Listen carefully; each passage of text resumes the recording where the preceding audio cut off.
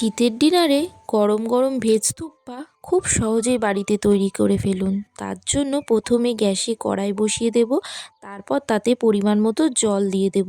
জল একটু গরম হয়ে উঠলে তাতে পরিমাণ মতো নুন ও একটু সাদা তেল দিয়ে দেব। তারপর জলটা আরেকটু ফুটে উঠলে তার মধ্যে চাউমিন দিয়ে দেব। তারপর ঢাকনা চাপা দিয়ে 5 মিনিট হতে দেব। 5 মিনিট পর ঢাকনা খুলে একটা কাঁটা চামচের মাধ্যমে চাউমিনটা একটু নেড়েচেড়ে নেব। তারপর জল থেকে চাউমিনটা একটা ঝাঁঝরি থালায় তুলে ঠান্ডা করে নেব। তারপর গ্যাসে একটা কড়াই বসিয়ে তাতে পরিমাণ মতো সাদা তেল দিয়ে দেব। তেলটা গরম হয়ে উঠলে তাতে রসুন কুচি, আদা কুচি, পেঁয়াজ কুচি ও লঙ্কা কুচি দিয়ে দেব।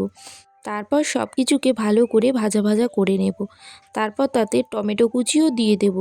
দিয়ে আবারও কিছুক্ষণ ভালো করে নাড়াচাড়া করে নেব। তারপর তাতে স্বাদ মতো নুন, হলুদ, কাশ্মীরি লঙ্কার গুঁড়ো ও জিরে গুঁড়ো দিয়ে দেব। তারপর আবারও ভালো করে মশলাগুলো কষিয়ে নেব।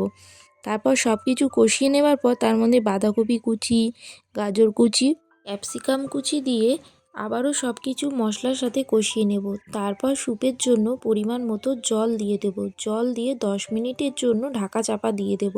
10 মিনিট পর ঢাকনা খুলে তারপর তাতে 1 চামচ সয়া সস, 2 চামচ ভিনিগার ও 1 চামচ গরম মশলা গুঁড়ো দিয়ে দেব।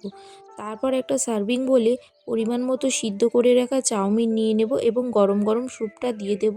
আর এখানে আমি ডিম ব্যবহার করেছি, ডিমটা সম্পূর্ণ অপশনাল।